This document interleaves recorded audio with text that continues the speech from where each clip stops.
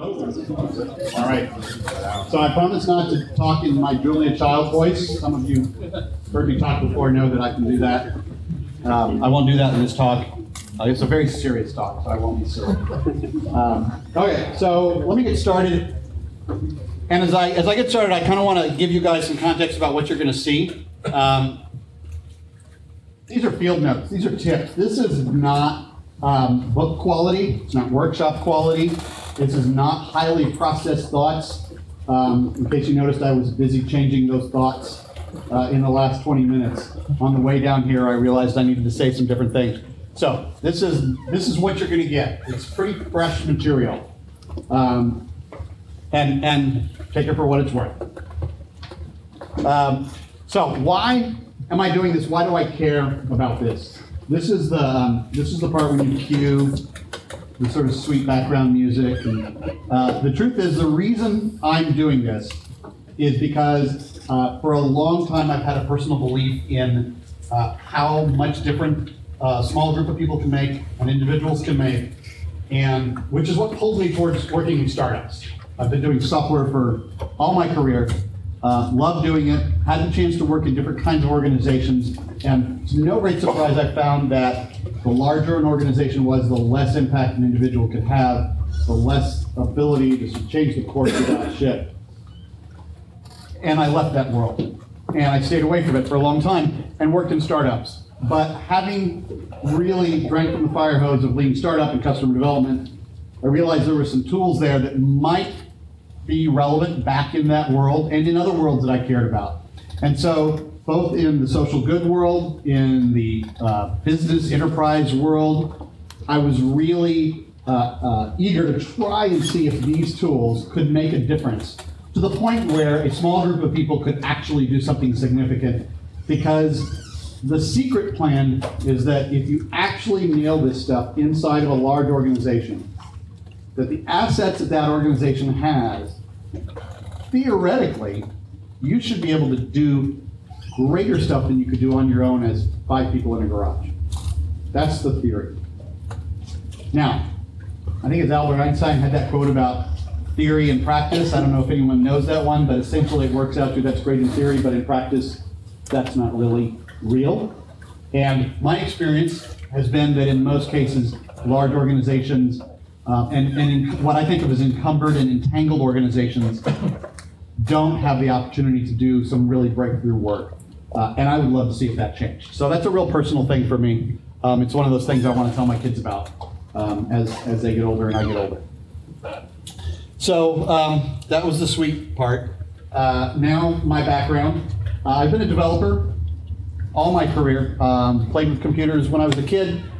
Worked in startups most of my career. And part of the reason I'm telling you this is going to be my bias. This is going to color everything I tell you about. Most recently, prior to working at Rackspace, which is where I'm at now, I was at Food on the Table.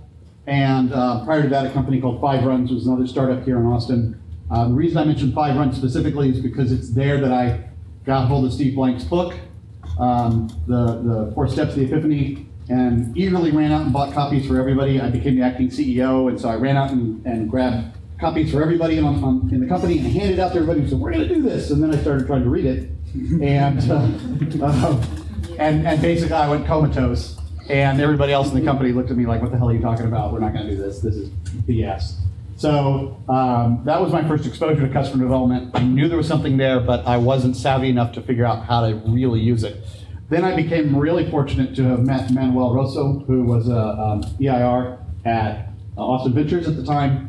And come to find out that his cohort at the last company he had been at was a guy named Eric Ries, that Manuel was the product management and marketing person for, in partnership with Eric, who was the CTO, VP of development. So as I got to know Manuel and then ultimately went with Manuel and we did Food on the Table, I got to drink from the fire hose of lean startup from that point of view, not from the technologist point of view, which was kind of an interesting twist, but from a guy who was fundamentally a marketing product management person, and it gave me some incredible insights, which was very timely for me because I had become pretty disillusioned with how we thought about products and ultimately how we thought about making change. So now after I left Food on the Table, I had lots of different opportunities, and as I put in my blurb on the meetup, I could have done the standard low-risk thing and go work for another startup. In this time, that's like easy in the sense that it's a treadmill. If worst comes to worst, you just go to the next one after it fails. But that's not what I chose to do. Instead, I tried to do something that I hadn't done before, which is go back to working for a big company and see if I could actually make a difference in some of the ways that I really hoped. To take some of those things I started to experiment with on the side while I was at Food on the Table with other companies, advising, and actually see if we could make a difference. And so some of what you're going to hear is from that. Some of that is going to be from other places. So this could be a 20-second talk. And the talk could basically be the love child between Ash's book, Running Lean, and a really good book on organizational change. And I say that because I had the personal experience of going through and sort of sorting some things out and then coming up with a really crisp explanation of it and then opening some page in Ash's book and finding it there already. And so it's a tremendously useful way to think about lean startup. The challenge that I've had trying to get this to other people is to get them to blur their eyes and to see how it fits into their world and how to actually make that change in their world. So it could be a 20-second talk, but I don't think it wouldn't be very actionable if that were the case. So instead, I want to give you some field notes. But first, before I do that, I know some of you have come here with questions or curiosity about certain areas. I just noticed someone in the background there. That's a guy back there, Manuel Rosso, CEO of Food on the Table. Here, Steve, but thank you. Awesome. So before I get started, I know some of you came here probably with ideas about, yeah, I want to know about how this applies to pig farming, or how you're going to do this when it comes to elevator repair companies. So this is your 60 seconds to raise your hand up and say, let's see if this topic area is relevant, because I picked a bunch of default topics to talk about, but like I said, this is not organized in a beautiful book format. This is just a let's go. So topics, areas of interest. Anybody want to raise their hands? Like, nobody here wants to know how to do this in pig farming? All right, here's somebody. So in an enterprise, was just wondering about the idea of like incubator startup lab versus trying to institutionalize lean startup across all the product business units. Yep. So lab versus sort of everybody. Who else? Nobody else. Okay. A couple people wanted to know about the culture of the organization, like how you actually made the shift or implemented it at the different levels. Awesome. Okay. Great.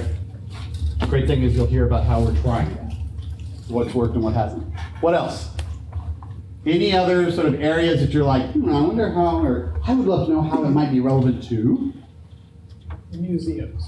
Museums. Oh, wow. Okay, that's a good one. Can't even spell museums. All right. Anybody else? Mark? Healthcare. Healthcare. Fortunately, healthcare does not need a lot of change, so not a problem there, right? Yeah, Anybody else? Small business. Small businesses. Great. That's actually one that's near and dear to my heart for a couple reasons. Anybody else? Cool. All right. Let's get rolling. I'll try and incorporate those. I think some of them are already in my talk, and then in some places I'll call out. I don't know where I'm going to figure out how to fit museums in, but we'll see. All right, so these are the default topics that I wanted to try and cover in the time we've got together, and I organized it into 3 buckets. The level of organizational change, the level of lean startup, and sort of personal levels. Basically, the lessons learned at those different levels for me in what I've done so far. And we'll see if this organizational structure holds out. I'm not entirely sure this is the right one. This is an experiment in some ways. So where have I gathered some of this information from? So I've had the opportunity to work with a variety of different organizations.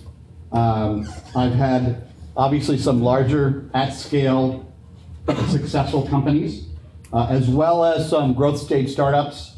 And by that I mean companies that have already figured out product market fit. They're off and running, they're trying to scale up, and they say, well, we want to try and incorporate some of these things. So, in my experience, and stealing from other smarter folks who have worked through some of this, I put a range together about how easiest to hardest it is to apply some of these principles inside an organization. By a long shot, applying this inside of a classic startup is the easiest. Mid-range is what I think of as an innovation lab inside an existing company, basically a protected incubator space where they can do work, but they're isolated from the regular functions of the company. And the last is existing teams and existing organization. And the reason I wanted to call this out is because in a number of instances, people I've dealt with about trying to apply change in these different contexts have always fallen back on that sort of maxim of change is hard. People don't change, structures don't change, systems don't change. But that has oftentimes been the end point for understanding about change. And I wanted to see if we could push it a little further and see if we could articulate some measure of how likely it is to be changeable, and what are the factors that feed into making something changeable or not. And this really simple taxonomy is a beginning reflection of the idea that if you look at a group and you look at the dependencies, the couplings that group has with its immediate sort of neighbors, if you will, the more there are, the greater effort it is to try and push change through. And I wanted to drive that point in because it also shows up in other places when we talk about some of the consequences of trying to do these change efforts. So think of a team in a classic startup. There's 7 people in a garage. They are beholden to themselves. They're beholden to their investor probably, and the relationships with the customers, and then maybe whatever partners they have. On the other extreme, you've got existing teams with existing organizations. And if you've ever sat down and looked at all the interdependencies between a particular product team, if you will, and all the other parts of a company, and then in turn the suppliers and the customers, you'll realize there's quite a bit more enmeshment, sort of entanglement there. So to me, there's the potential of saying, this is a measure of the degree of sort of cost or effort of change or resistance for change. So my focus for a while has been this third bullet, but I'm also including on the second bullet some efforts, and I'll mention that. All right, so let me dive into some of the organizational change stuff that I've seen. So first big thing is, who knew that organizational change was a thing? That's a joke, guys. So I purposely chose a methodology of going into the organization and trying to figure out how we could affect change without getting dragged into what is a pretty big amount of voluminous work on doing organizational change and setting up change systems and change management. The idea being that what's the minimal viable change we could try and implement in an organization to actually see lean startup adopted, rather than saying, let's go do a massive change effort. But I think it's fair to do a nod to, there are people who spend quite a bit of time and quite a bit of expertise in this area. So some of the learnings I've had from affecting change in some of these organizations. The first thing is that actually using the lean startup framework on your own work as part of change management is an effective tool. So this is a little bit of dog fooding. But essentially what we're asking is that when you're trying to make a change in some system, that you map what you typically think of in lean startup, some of the key elements, what's your vision, what your risk assumptions are, your experiments, all of those elements. You map those to the work that you're doing to try and change an organization. So let me make this pragmatic right now and specific. When I started working with some teams at Rackspace, we started with a fundamental hypothesis, a model that said we were going to be able to implement lean startup in a few teams by embedding someone within a team, helping them by coaching them on a daily basis about how to operate differently, and that the change that we wanted to implement within that team would be pushed from the team outwards to the rest of the organization. So essentially, the model we had was we could do change from within a small team and ignore most of the rest of the organization, and it would come along later as we accumulated success. So that's essentially the model, the vision of how we put this forward. The way we ran experiments was literally started with multiple teams and attempted to do change to get them to start running an experiment, get them to start cataloging their assumptions, any one of these particular pieces of lean startup, but then actually caused us to report on our own work as an experiment and to track our assumptions that we had in the model, to test those assumptions with those individual teams, and to evolve the model that we did. So I have to say that while we did this, it was an effective framework to use, but it was also really confusing to be using the framework that you're trying to teach to also manage the work that you're trying to do.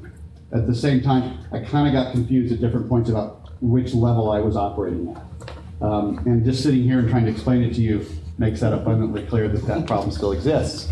So short answer is you can use this, and part of the reason I wanted to try and do this was because I wanted to see if it was, could we use lean startup as a framework in a context to do change that wasn't one that I expected, and how effective would it be? Yeah. So did you treat the organizational antibody response as a product? Did I treat the organizational antibody response as a Product. As a product? In the running lean sense of the word. No. I treated the organizational antibody response as a response to the experiments that we were running. So let me see if I can clarify that. Early on, I worked with an individual product manager, and he had a product that was not getting adoption. So one of the first things we needed to do was understand what was stopping his product from gaining adoption for the customers of Rackspace. What we did was identify a point at which a whole number of customers, potential customers for him, no longer were using his product. There was a big drop-off. So at that point, we designed an experiment to go learn from his customers. To execute that experiment, we then had to reach out and go contact customers. That's the point at which the organizational antibodies kicked in, was when we stepped out of that product team and said, oh, we want to talk to individual customers, because this culture happened to be set up where that wasn't in place for product teams. So, so that response was basically we treated as a market issue for lean startup in the large organization. Would adoption of lean startup be hampered by the early adopters getting swamped with the antibody response and keeping them from having enough wins to ultimately gain adoption? Does that make sense? Yeah. It's probably worth backing up and saying that the model that I chose early on was I wasn't going to push what we're doing onto any team, that we were going to advertise what we were offering, and then if there was sufficient pull, then they qualified as being an early adopter, and we would sign them up to be an early adopter. So we were never forced on anybody. We didn't use organizational leverage to do that. We treated the inside of the company as the whole market ecosystem. Just one question. What role were you brought in to do this kind of work? Was it under the product organization? Was it Yeah, engineering? good question. So So I was brought in under the software product organization, and the sort of broad focus was we want to help our product teams be more effective at creating and delivering products. And that's specific to Rackspace. In other contexts, I was brought in as we have a tactical problem in our company. We want to understand business metrics better. Is another example. So typically, I was brought in the context of I've got a problem with something operating in our company, and I want you to focus on this area and make it better. And I've got a note on this that's coming up, and that invitation and entree to me kind of messed me up a few times, because I treated their initial invitation as the actual thing I should be doing, which is almost never correct, because they've already jumped to the solution and said, well, we want you to come in and do that. And that's on almost every instance when someone presents you with a solution, and I think this is a generalism you can take from customer development, it's not what you really ought to be doing. You ought to back up and really understand what their problem is and who really the customers are. Is that? Okay, cool. So there's a lot more I could say about this. The mapping is an interesting problem. But ultimately, the frame of this is an experiment, everything I'm doing with every team is an experiment, bought us a lot of flexibility and helped us understand how this was going to fit in, because it also avoided the final antibody response of rejecting it because this has been mandated, right? It was more the case of, well, okay, you're annoying, but I don't have to reject you on principle simply because I want to reject you. All right, a few other key things I wanted to highlight that we learned from this process. There were periods when I was doing this as what is effectively a solo founder for the in-house service. That's a bad idea. Don't do that. It is, in my experience, so much better. In the same way, doing any startup is going to be more valuable if you've got a partner or a few folks that you're working with. I think this applies equally well.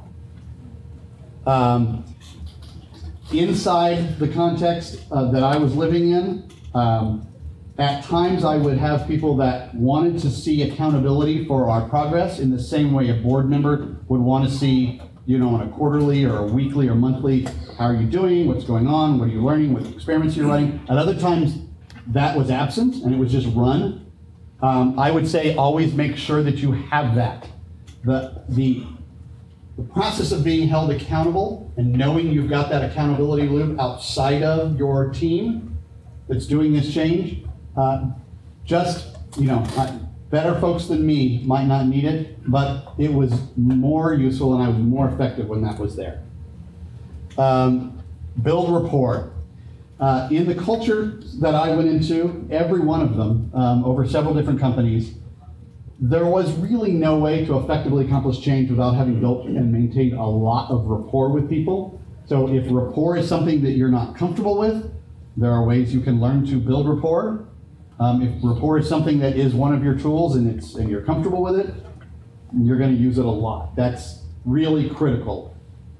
You are not just trying for change, you're trying for change that affects individuals, and they make meaning of this change in ways you'll never understand.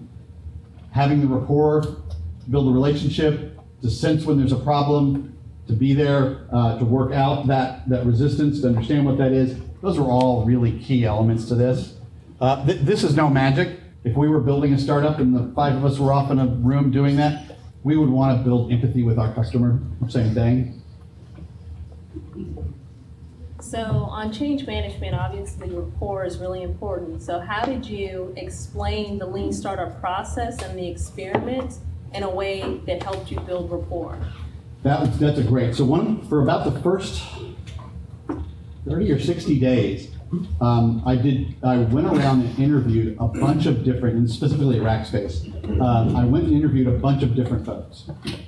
As I interviewed people, I sort of methodically tested different messaging with each of those people, and eventually accumulated what was a good understanding of how to describe the change we want to make in a way that made sense to them culturally.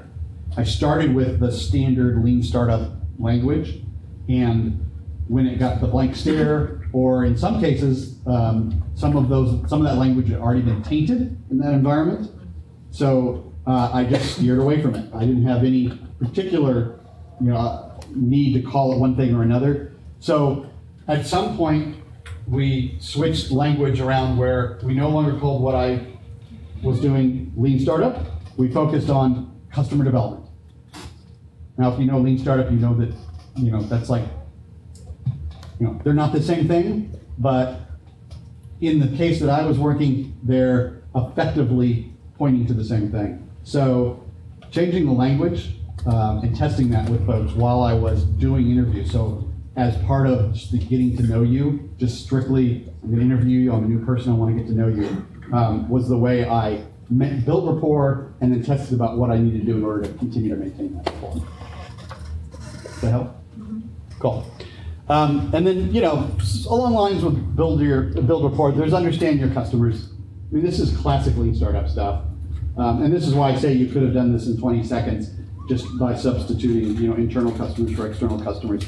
If you don't understand your customers, if you haven't developed a deep empathy and understanding of where they're at, then odds are you're going to have a hard time delivering your service, your product, your offering's not going to match what they need. This top one is a killer one for me. The boss's problem is not always everyone's problem. So where we saw this is, the way I like to explain this is if 6 of us went and formed a startup, we'd be all in a room and pretty much all the disciplines necessary to be successful at building an early stage startup would be there in the room. Once we became successful, we started scaling and we built the organization out, we're going to go to specialization. And what was one person's job has now been split over multiple people and ultimately multiple departments. So in my mind, you've got this split that starts spreading knowledge and responsibility and authority across lots and lots and lots of different people. The problem is in a 7-person startup, if you stand in a room and you look at a whiteboard and say, this is a problem, we're not getting enough X, pretty much you can solve the question about whether that's really a problem or not darn quickly. There's debate, there's argument, there's, hey, I'm the boss, this is what we're going to do. However you reach that understanding, that's what it is. In a organization that starts to scale out, where organizational structure and systems are a side effect of scale, then the notion that something is a problem at one level has not been necessarily translated that it's a problem at another level. The way I saw this in multiple organizations, not specific to any one company, was that the executive that I worked with saw that we had a problem with X, but when I actually got down to the people that were doing something related to X, they didn't experience that as a problem. Now, part of the reason I believe that's true, like I said, is this scale out that causes information to be shared unevenly and understanding to be sort of unevenly distributed. But the way I started thinking of this is this notion of a holodeck, or the matrix, as Ash has said, that folks within a larger organization get enough information that causes them to believe they understand reality as it is for the company, but in fact it's been filtered by so many layers of communication that it's significantly disconnected from the actual business's reality. So they're acting on what is their reality, and it's what's running inside the holodeck at that moment. The fact that the ship's under attack and they're in there, playing pool is, for any of you, I'll probably use that analogy. Star Trek, anybody know holodeck? Yeah, wow, I totally missed my audience there. Sorry, wow, okay, you guys. All right, so basically, you've got teams who are deeply within an organization who don't have the same signals from the organization's actual customers. And as a consequence, they don't always understand what the real issues are facing the organization. So the executive who sees that, or sees their version of it, might give you problem X. But when you get to the individual folks that are going to have to do the work to make the difference, they don't actually see problem X as existing. They don't, it's not on their map. They have a whole different set of problems. Usually those problems come from what their little local ecosystem looks like, who they work with, what's nearby, what their boss and their immediate cohorts have asked them for. That's not a bad thing, but that is an unfortunate side effect of scale. So if anybody can solve that one, they're going to be rich. The consequence of that is that if you take as gospel the problem that you're given by whoever brought you in, whatever situation you bring in, and you start operating with that, you're wrong. You're going to be wrong. You're going to mismatch the people that you're working with simply because the foot doesn't know what the right arm is thinking. And there's a big enough gap that closing that gap is a huge issue. So part of the solution towards that is that the environment has to be set up that it has to reflect the problems at hand. And what I mean by that is somehow qualitative issues have to be turned into quantitative issues that can be measured and turned into this is correct or incorrect. In the same way that we ask ourselves to be held accountable when we're doing a startup to deliver on measurable metrics, that has to be pushed down throughout from wherever the problem is believed to exist all the way to the people that are trying it. Otherwise, you've got people operating on radically different pieces of information, trying to solve problems in different ways. All right, couple other tips and then I'll move on. In multiple organizations that I've found, there's a benefit to having two roles or even two people or multiple people play different roles. One is the insider and one is the outsider. The insider is the person that understands the local language, culture, they understand the landmarks, they're capable of translating things, they come from within the system. The outsider is someone who wants to know that, but isn't necessarily been sort of inculcated to it, but is capable of keeping a sort of beginner, fresh eyes perspective on as it is and as it could be. That can be the same person. I don't know that it's particularly successful at being the same person, but I have found the pattern that works well is that those are at least two different people.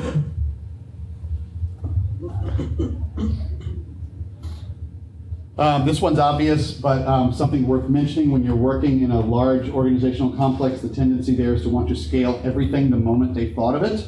And so you must resist that. The moment you start saying we're going to need to do X, someone's going to want to run ahead of you and scale it out. Don't do that until you get there, because if you've learned anything from Lean Startup, you're going to know that what they want to scale today is wrong, and you're going to actually need to figure it out before you scale it up. You'd be amazed at how often people want to scale crazy crap. All right. So that's the organizational change level. Any questions there? No? Well, you said scale when they need it. That's kind of open. Yeah, it is. And I thought about putting something more specific that reflected, scale when you hit product market fit. And I realized that defining that well enough to know when to scale is something that, in my mind, is still very specific to each situation. I didn't feel like I could give a generalism that said, here's how you'll know. If you can measure product market fit internally for adoption of Lean Startup and you hit it, that's when I would scale it. The problem is I don't know how to describe that generically. Does that help? Okay.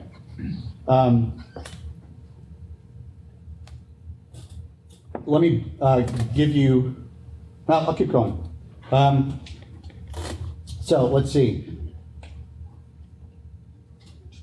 I touched on this a little bit earlier. Typically, in my experience, people have approached me and other folks I know about Lean Startup from a lot of different angles that oftentimes focus on a component of Lean. Frequently, it's the metrics. Frequently, people are like, I want to do metric stuff. You know about metric stuff. Come do metric stuff for us. which is cool. And I have totally drank that Kool-Aid at different points in those conversations and said, yes, let's go do metric stuff. And I'm here to tell you now that that's a mistake. You've got to gracefully walk those people back to what it is they're really trying to accomplish. I've spent other people's time helping them think through strategies for metrics when the problem they really need to solve isn't something that's going to be solved by getting great metrics in place. Probably going to be solved by doing 10 customer conversations.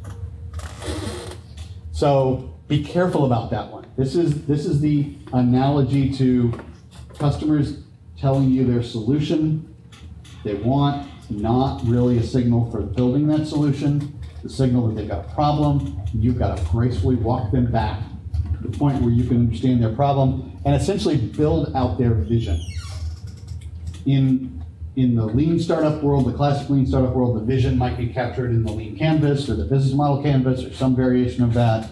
You can borrow something like that in different contexts, but essentially walk them back to some way that they can express what the problem is, with who, what it is they want to build, what is it they want to change, how the impact will be measured, some of those key elements that you typically see.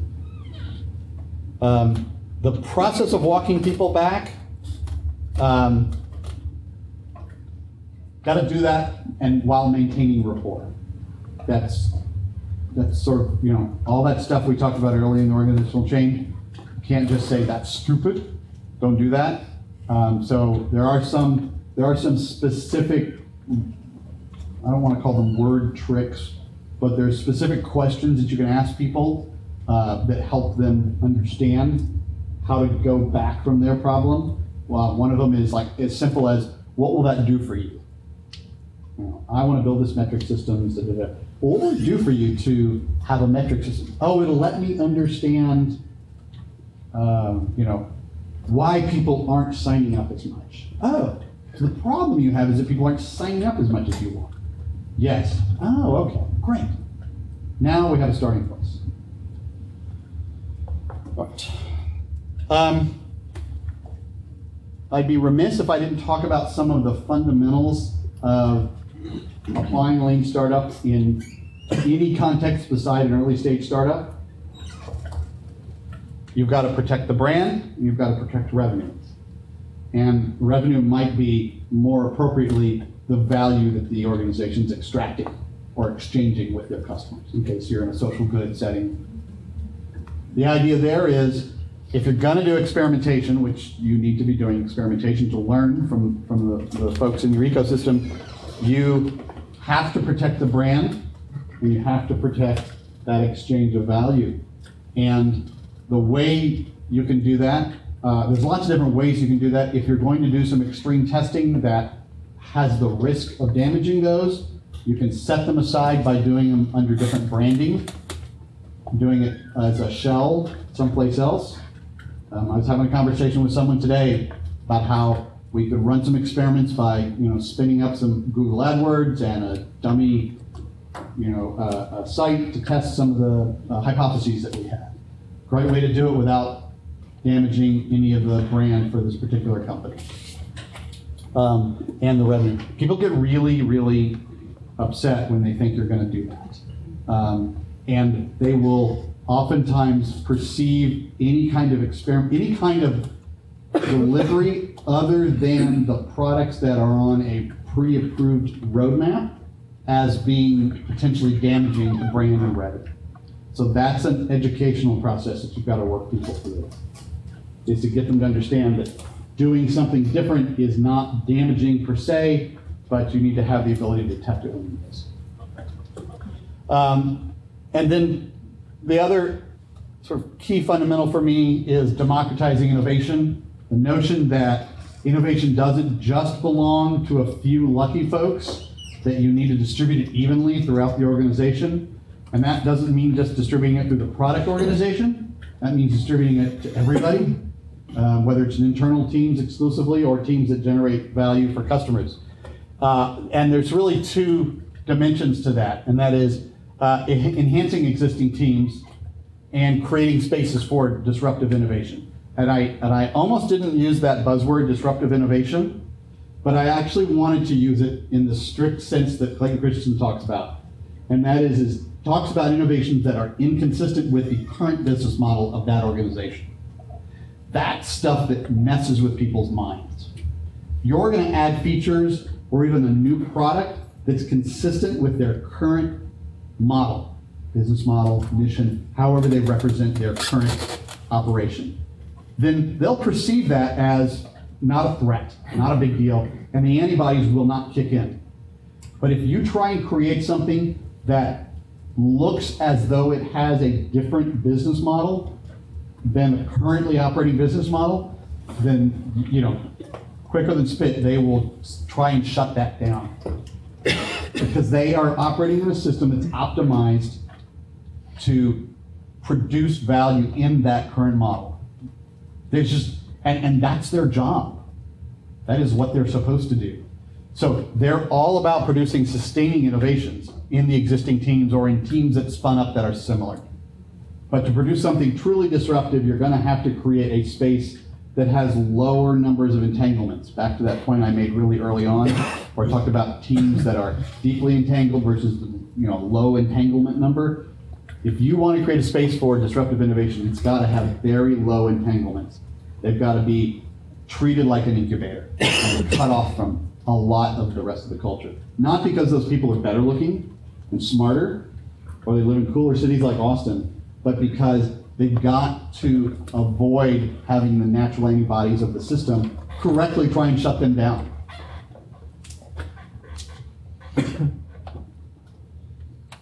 All right, one of the key things that you've got to do when you're trying to bring lean startup to an organization is to understand how this current model runs. Where do they exchange value, both internally and externally?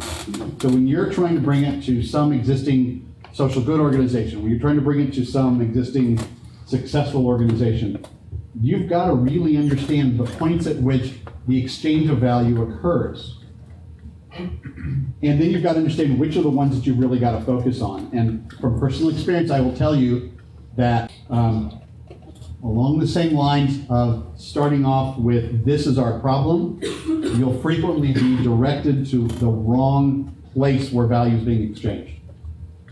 An organization whose business model is fundamental on a certain type of exchange might actually think they need to fix things over here, but in fact, that's not the place where there's the highest value leverage.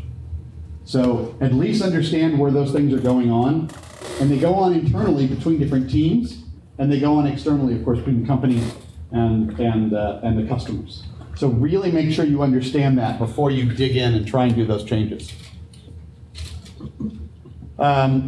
Classic lean startup perspective, baseline where you're at. In most cases, you're probably going to be working with an existing organization that's got product or services already running. You really need to baseline where they're currently at. Great way to do that is go explain the pirate metrics to people and get them to frame their current operation in terms of key pirate metrics, right? The acquisition, activation, retention, revenue, referral. It doesn't, not everything always applies, but it's good enough to get people thinking about what are sort of the fundamental metrics for how they understand how well things are doing. The great thing is when you start to ask people those questions, you get to come off as a little bit of a superstar because oftentimes none of those questions have been asked. Most of the metrics are like you'd expect that lean startup is a counter to. Most of the metrics are vanity metrics. How many customers did we serve last week? How many new customers did we get? Nothing that's actually actionable that people use in their day-to-day work. So going in there and getting them to baseline, build up some baseline measures, and then getting them to frame the changes that they want to do in terms of some of those key measures is, for many folks, a huge shift in how to think about the job that they do. And just that part, in my experience, has been enough to take a team and shift them to start changing their work. It does not cause all of their work to shift, does not make it permeate everything they do, But having them start to understand the world from that view is a huge groundbreaker for a lot of folks. A couple other key findings that I had is kind of pithy. Whole is greater than sum of the parts. Reason I call that out is in almost every case you will find people that when you describe lean startup, we do this, we do this, we do this, we measure things, we learn, we're rigorous in our, they'll say, oh yeah, we're doing that. We're totally on top of it. We're there. We got it set. Yeah, in fact, we've been doing that since Q2 2009 or something. And you're like, oh, that's awesome, amazing. And I, gullibly at times was like, oh, that's awesome, great. And I realized the key isn't that they're just doing that. It's also how they're putting them together, how they're utilizing them, the different components correctly. So know that you can explain it to folks, but also know that they're going to say, yes, of course, we're already doing this. And that part of your job is going to be to gently help them understand, well, we're talking about similar things, but arranged in a slightly different way. And then the parts of the whole thing is, to me, a really interesting pattern that I've seen in that, and I see it, honestly, not just in the work that I'm doing, but I see it in the lean startup world a lot. A friend of mine, Laura Klein, calls it lean washing. And she, basically where you have someone who's doing something that's lean-like, and then they say that is lean startup. And I picked on lean UX, not because I have a problem with lean UX, but because lean UX has pieces that sound like it's the whole thing. People think that they're doing that, and therefore they're doing all lean startup. But they're not. People who are talking to customers, well, oh yeah, we're doing lean startup. So it's not that lean startup is some dogma, but if your goal is to try and test this stuff and be effective, it's really useful to be prepared to help people understand, well, this is what I'm talking about, this is what you're talking about, and let me compare these for you, because this is quite a physical difference, and this difference is really critical. Let's see, personal lessons. So I'm a product person. My bias has always been products. I love to build products, make cool stuff. And when I hang out with product people and we talk product, I naturally think that that's where the most important stuff to do really is. And that's where we need to affect the biggest change. And lo and behold, that's wrong. Not surprising if you look at sort of a lot of the sort of core orthodoxy of lean startup. It's like solution is only one part of the 9 boxes, right, in the lean canvas. But the idea that you can come in with your own bias, I imagine this is true for if you're a UX designer, if you're a MBA, if you're whatever, you're going to view your perspective as, well, this is probably one of the most key areas I need to focus on. This is a trap that's easy to fall into and takes a while to dig out of. From personal experience, I can tell you this is true. And it's kept me from seeing that, in fact, a more powerful and effective change is not where I'm familiar with and what I understand, but in fact is someplace over there. And that's why I harped on a number of times the notion of backing people up to the larger model. What is the vision that you're trying to build? Get them to document it in something like the lean canvas or whatever's equivalent for your context, so that you can make sure you back yourself up to that. And you really ask yourself, what is the key change that needs to be done here? And if you're a product person like me, you might get sucked down into one of those boxes and ignore the fact that you're in the wrong place. All right. Well, I've done a lot of talking. Let's see. I'm not going to be able to figure anything out. But I have talked about labs versus everyone. I think that's a key point. That's a personal thing for me, is that we want to democratize it. Different kinds of work that goes on in different places. That's different than saying they don't get to do it. That only the smart, cool people get to work in an innovation lab. I don't think that works. That'll generate way too much friction in the culture, typically in the culture, that I've seen at least. With respect to culture has been a huge piece for me when I have tried to understand how to affect change. At times I've done a poor job of estimating its impact. The best I can say is spend time getting to know the culture early on so that you understand where your degrees of freedom are and are not.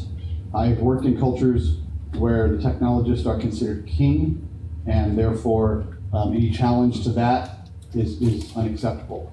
I've worked in cultures where the belief is that we know our customers intimately and perfectly, and any challenge to that is a problem. If reality is different than what the culture believes, you've got a problem. And solving that one is going to keep you busy for a long time. So knowing that there are gaps between what the culture says about what is true and what is actually true is probably where there be dragons for a lot of this work. Does that mean you shouldn't tackle this? Or you shouldn't tackle this later? I don't think you can. I think if you want to try and affect change, you have to tackle it. Okay. But I think if forewarned, is forearmed. Isn't that a saying? But basically, knowing this ahead of time and being able to test for it a little bit is valuable.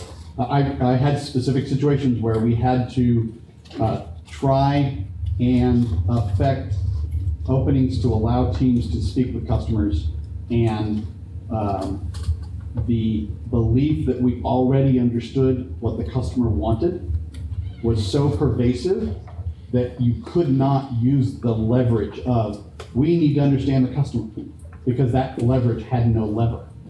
They're like, no, we already get it. We're totally there. It's like, well, you're really not. Because you're. So how did you get them past that point?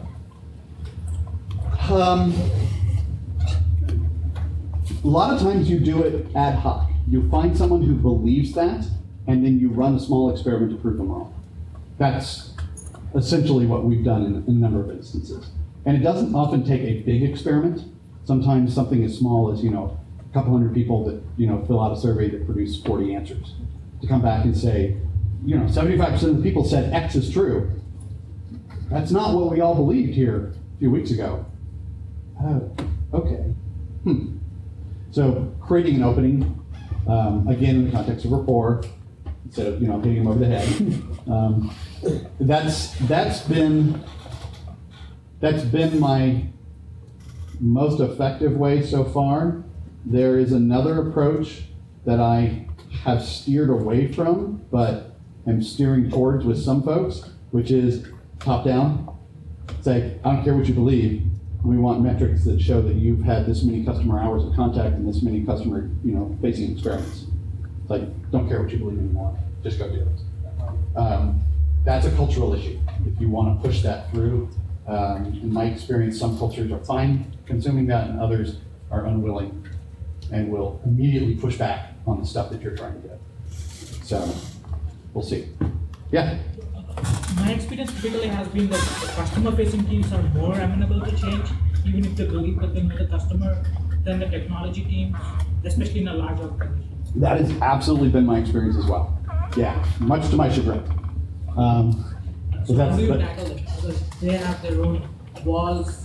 In fact, they have codified agile in their own ways. Sure. Created a new waterfall kind of with agile. Yeah. So I think the same answer applies. Is if you can find folks in the product organization or whatever organization, not picking on product in particular, there's plenty that don't. If you can find them and run some small experiments that disproves some idea they have, it's a little bit of a setup, right? You want to get people to come out and say, well, we know that X is true. And then you want to run an experiment that either proves it or disproves it. I mean, the risk, of course, is that you run the experiment and it proves that, in fact, they are perfectly correct. You do that enough times and you should go home because they have incredible insight and they don't need this stuff. So odds are they're going to be wrong. So I think it's a safe bet to run some experiments. And by experiments, I mean really small, problem interview, even at the level before that, surveys, something as really simplistic as that to show that what they thought was true is not true. So I had a naive view when I started with a number of teams that if we built it in the sense of, if we explain Lean Startup to these folks, they'll get it, they'll understand it, and they'll just pivot and they'll start running everything there. And I purposely sort of kept with that naive view just to get started and to see how minimal we could work with people to get and be effective. But what I found is pretty early on, I had to get some quick experiments out that proved talking to customers gave them information they hadn't had before. And that was now in the minimal set for me. So when you've got teams like that, find some question that you can give them an experiment that you can run to help them get some insight that they wouldn't have had otherwise. And find an advocate that, is drank some of the Kool-Aid. I'm curious to discuss those experiments offline because in my experience with technology teams, no experiments work. You just have to get it somebody, either the CEO or somebody has to just. Yeah, I understand that, and there's a guy named Marty Kagan. If you guys ever want to read anybody that's got some really great insight on this stuff in large organizations, I went to a workshop with him. I read stuff, talked to him. He gets this stuff, and honestly, his perspective is bottoms-up organic change is the best way to ensure adoption, like I'm talking about. But it takes too long, and it's too annoying, and you just need to go break some eggs and start cracking some heads and getting people to start doing it. So take that as you may. I don't think you can probably get away with doing one or the other. And I think that's modulated by your culture. If the culture is unwilling to accept top-down, then don't get associated with that. If they need that top-down, then so. But I've seen it work in all the organizations I've worked with. Bottoms-up has had some effect. I do think, though, there is a limit to adoption without top-down. Yeah. Can you give us an example of how you positioned an experiment when you knew that the organization was wrong or making assumptions and they just kind of like we're talking about here, they just weren't going to budge or just said, oh yeah, we're already doing that? So one example is, first off, I had a biased sample. I only worked with teams that really wanted me to work with them. So I wasn't forced, I wasn't court-ordered to be with the team. So I immediately had an advocate within the team. So we at least partnered. At that point, what I was dealing with is usually is desire and interest, but maybe a gap of knowledge. So we would work together and come up with a hypothesis about what might be a problem. And then it really became a sort of experiment design question. What's the minimal experiment I can run to prove some of what I'm talking about here? And I didn't worry too much about whether we would be wrong or not on the assumptions, just that getting the experiment would yield some insight that they hadn't had before.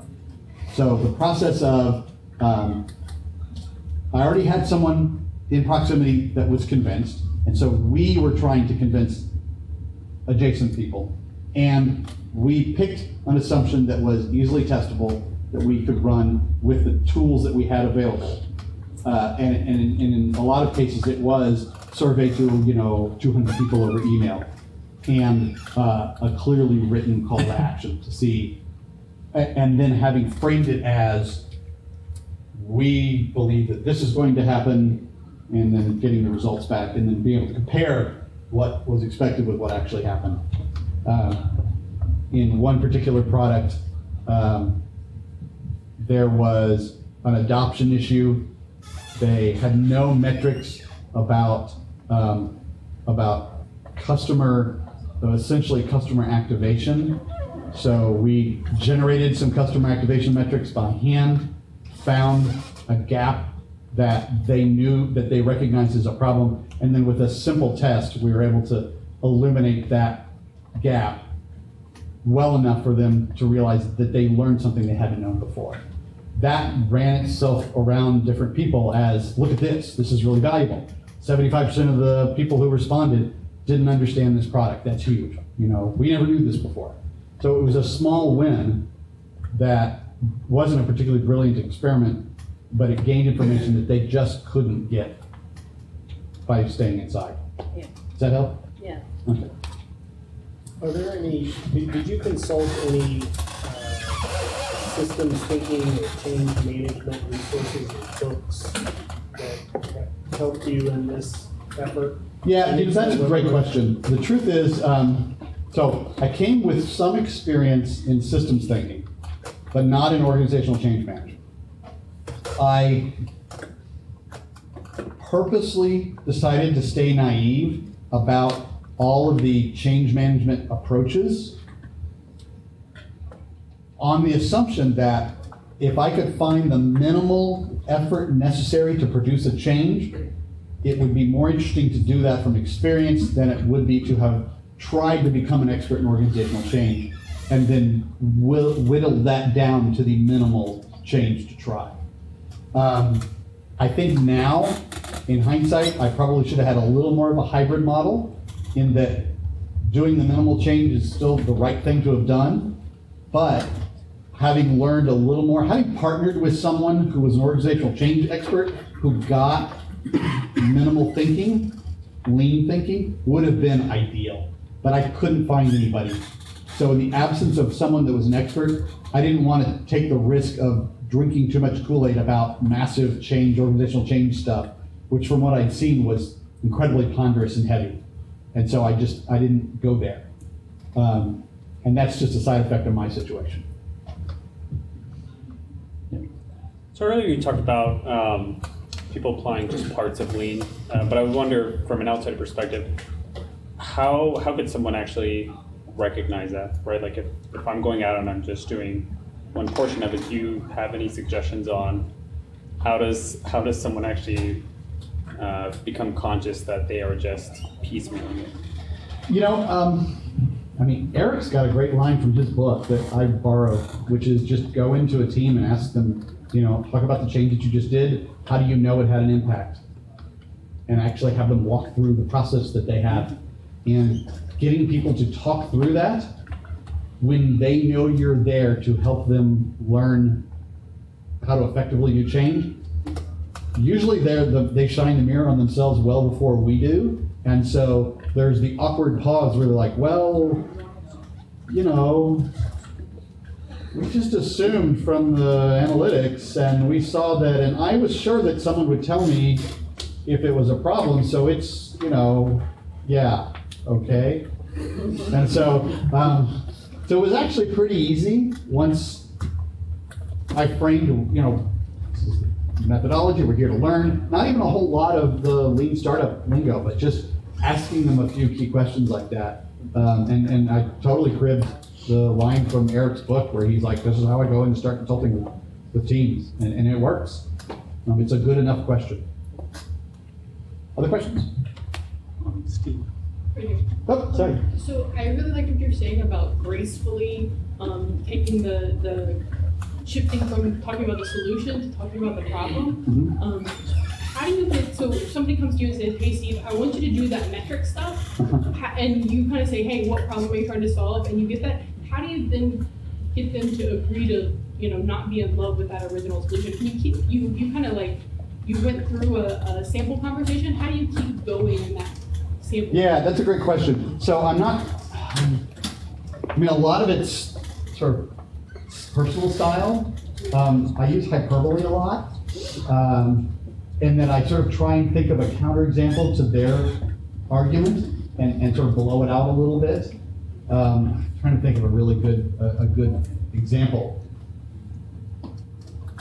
Basically, you know, come up with some sort of what-if scenario that would really show that their thing was, that their focus was crazy wrong. It's like, great, so, well, actually, I'll give you, I remember a specific case. I had a team that I worked with that was really focused on doing social content, community content, as part of a larger product suite.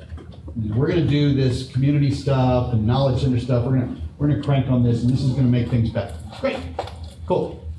Can you help us with this metrics thing? Awesome. Okay, you know, tell me what you already know, and they give me some baseline. Well, you know, we're generating so many thousand new page views every month, and we're, you know, our number of posts every month is increasing by X, Y, Z. And I was like, great, great, great. So, you know, I'd walk it back. What problem are you trying to solve? Oh, well, I really want to improve activation in the product, but you know, we really don't have access to that. We really have to focus on this one area of specialization. That's a red flag. When you hear someone talk about they only get to focus on an area of specialization, they're not doing lean, they're doing whatever that specialization is, right? Because they've lost sight of the vision of the whole business. Then it's, okay, so you're doing, community-generated content.